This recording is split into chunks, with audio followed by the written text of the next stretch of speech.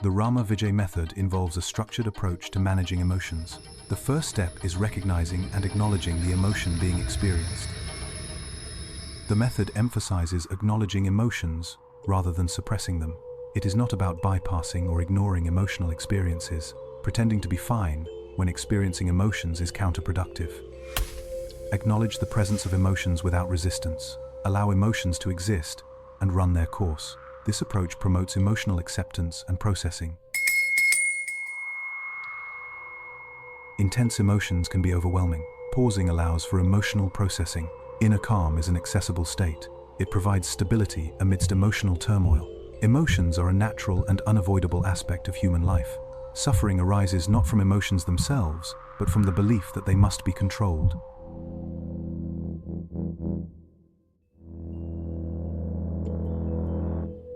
Attempts to fix, suppress, or escape feelings are the root of this suffering. Society often reinforces the idea of controlling emotions and personal narratives. However, emotional experiences, even intense ones, are inevitable. Acceptance of emotions, rather than control, is key to managing emotional well-being. The central problem lies not within the emotion itself, but in the resistance to it. Resistance to emotions often intensifies the experience of suffering. Pausing to reflect can reveal how resistance amplifies emotional pain. Acceptance, conversely, creates a pathway for emotional processing. Emotional processing, facilitated by acceptance, leads to release. Therefore, acceptance is key to mitigating suffering and enabling emotional resolution. The RAMA VIJay method focuses on emotional acceptance rather than suppression. It emphasizes anchoring oneself in inner stillness.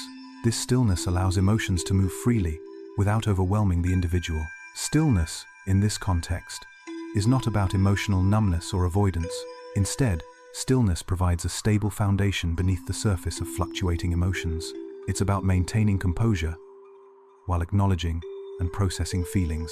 The initial step involves acknowledging the presence of a strong emotion. Silently naming the emotion is a key component of this technique.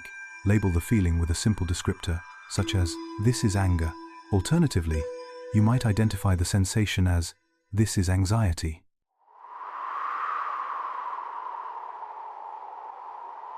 Remember to observe the emotion without internalizing or identifying with it. The anchor step involves redirecting focus to a stable, unchanging sensation. This stable point acts as a reference to ground your awareness. Common anchors include the sensation of breath at the nostrils. Another anchor is the feeling of your body's weight in the seat. The space behind your closed eyes can also serve as an anchor. Anchoring involves establishing a stable foundation beneath your emotions. The goal is not to escape the emotion itself. Anchoring allows for observation of the emotion without being overwhelmed.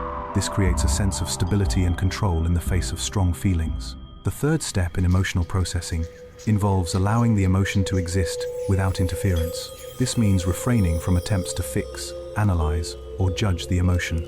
Resistance to emotions can impede their natural progression and resolution. When emotions are not resisted, they tend to complete their cycle naturally.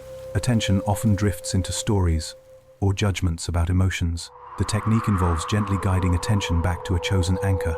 This redirection should be approached with kindness. Avoid force or harsh discipline during this process. Initial difficulty in achieving stillness indicates self-awareness. The meditation practice is not about attaining an immediate state of perfection.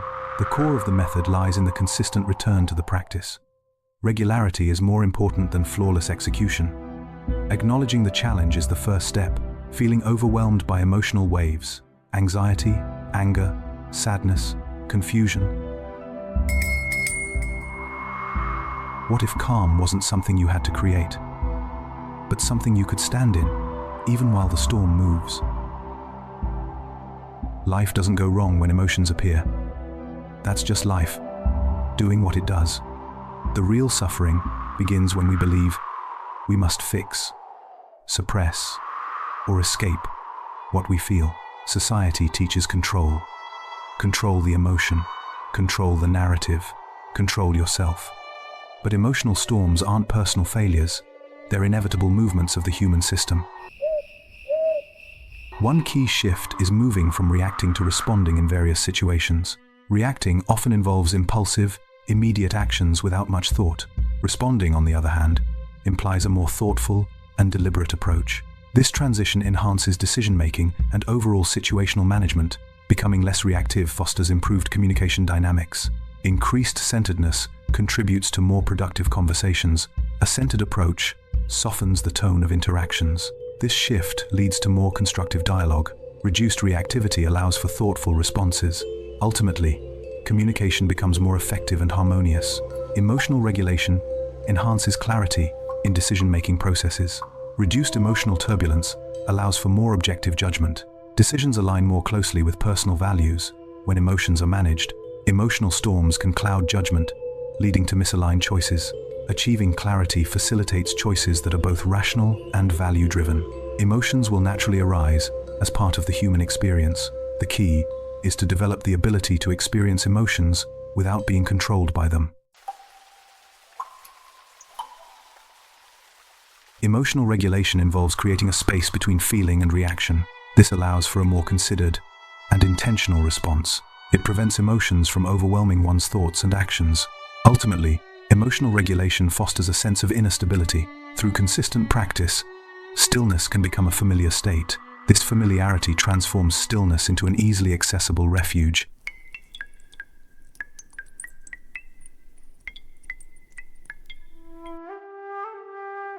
The RAMA VIJay method is not about eliminating emotion, and it is not about forced positivity. It's about learning to anchor in inner stillness while emotions move freely. Stillness is not numbness. Stillness is not avoidance. Stillness provides a reliable anchor amidst life's challenges. Stillness is the ground beneath the wave. It offers a trustworthy space for reflection and rejuvenation. Inner stillness is not merely a learned technique. It represents a return to one's inherent, undisturbed condition. This state of stillness exists continuously beneath the surface. It is present regardless of ongoing thoughts and emotions. Therefore, inner stillness is always accessible as a fundamental aspect of being. Suffering is often intensified by resistance to what is happening. Fighting against arising experiences fuels the cycle of suffering. Try not to move next time the storm arrives. Don't believe it. Don't reject it. Stand still. Let the wave pass. See what remains. Acceptance, conversely, diminishes the intensity of suffering. Acceptance dissolves the resistance that amplifies pain. By ceasing the fight, the fuel for suffering is removed. This allows for a reduction in overall distress and discomfort. Awakening is not an escape from life's realities. It involves confronting life without the need to control every aspect. This means embracing the present moment fully,